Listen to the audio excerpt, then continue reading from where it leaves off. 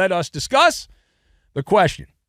Now that they've got those last 4 wins and another championship parade, which will be coming up later today in Los Angeles, will Dave Roberts be proven right regarding his prediction, his premonition, that the Dodgers have ruined baseball? Will the Dodgers end up having ruined baseball by winning this World Series? So on this one, I've got a flamingo floaty, bikinis, and bread and milk.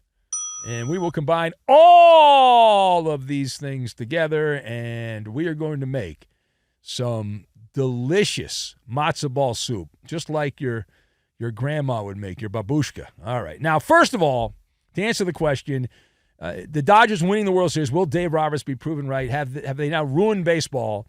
I'm going to go no on this. This will be used against the Dodgers, and it'll be used against the top teams in baseball. That does not mean, though, that this is going to be the end of baseball as we know it. There'll be dramatic changes. And if you look at the way baseball's done business, most of the problems in baseball are self-inflicted.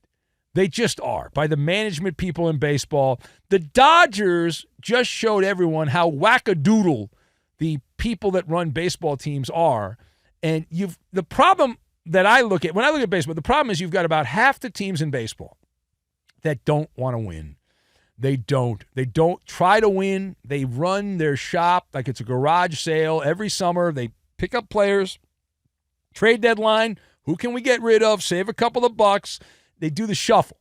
There's that part of it. And then there's just some teams don't even try to add good players to the roster. They don't spend any money.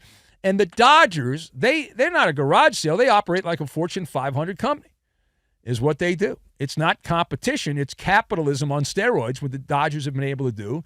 They've found loopholes. Players don't like to play in California because of Gavin Newsom and the taxation, so the players get paid when they retire, and they don't have to pay California taxes. So it's a great way to do it. But if you look at the numbers here, right, the last 10 years, there has been only one team that has won the championship outside the top 10 in payroll. That's the 2021 Atlanta Braves. But that Atlanta Brave team, what they did is they finagled the salary, and they signed players that would have made a lot more money to team-friendly deals, like Ronald Acuna Jr., who was hurt that year anyway, but he was on the roster. And so their payroll was a result of some team-friendly contracts. So the answer, again, is one. The last decade, there's been one team not in the top 10 at the start of the year in payroll that won the World Series. And so most of Major League Baseball, here's the issue. All right, here's the issue. Most of Major League Baseball is sitting on a pink flamingo floaty, not in the pool, not in the ocean, in the sewer, okay, with all the vermin. They're sitting and they're floating around on the pink flamingo floaty of mediocrity right there in the sewer.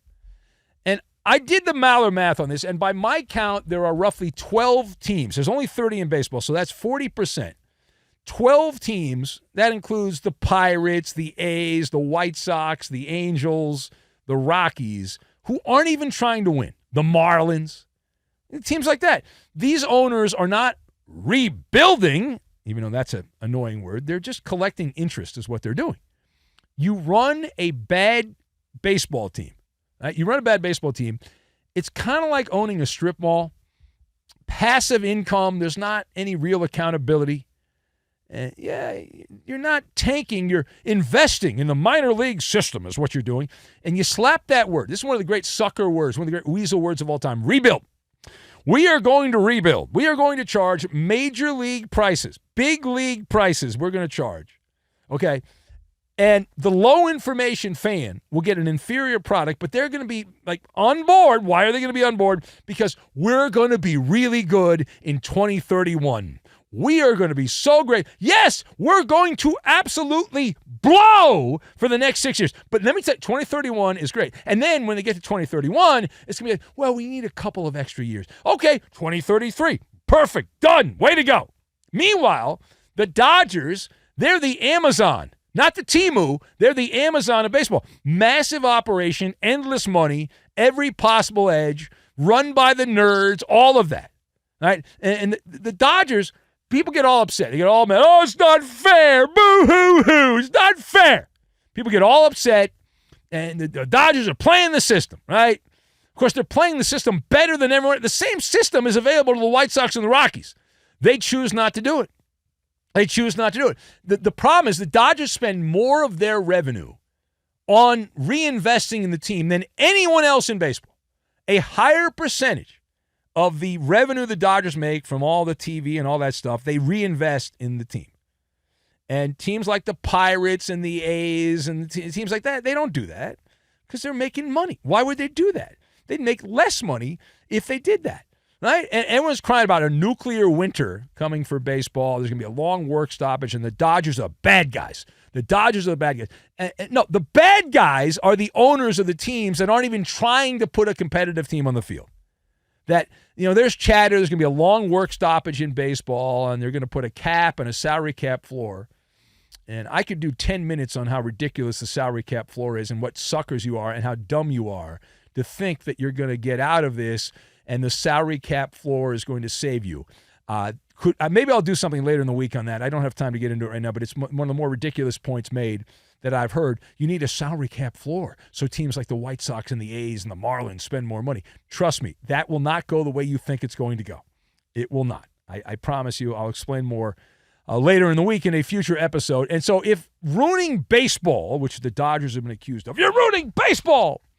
If that's the case, so the Dodgers are ruining baseball because they're trying to win championships every year. You are the bad guys. Think about how effed up and backwards you are as an industry when you're shaming a team that is going above and beyond the call of duty to win championships, and you're the bad guy? My fat ass, you're the bad guy. You play to win the game. Exactly. 85% of the world's working. The other 15%, come out here. It's a playground for the blanks. It's not right. Now, it shows you just how backwards the sport of baseball is.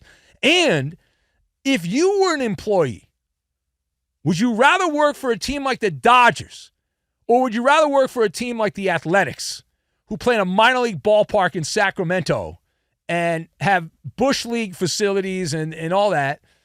Or would you want to play for the Dodgers? The Dodgers, these players are so coddled with the Dodgers. They're the only team in all of North American sports that use two planes. One for the players so they can be separated from the flotsam and jetsam on the other plane, the coaches and the support staff and all that. So they're so spoiled they've done that. They brought in Japanese toilets so they have the cleanest asses in baseball. The Dodgers have the cleanest tushies in baseball because they've got the toilets that spray the water, right? They've got all that, and they're the bad guys. Would you rather work for the Dodgers or the White Sox or the Athletics who use, I think the White Sox, not that White Sox, the Athletics, I believe, they use porta potties, right? Yeah. So, yeah, seriously, if you take a dump for the Dodgers, you're in a beautiful bathroom with luxury tile, marble tile, and a Japanese-style toilet.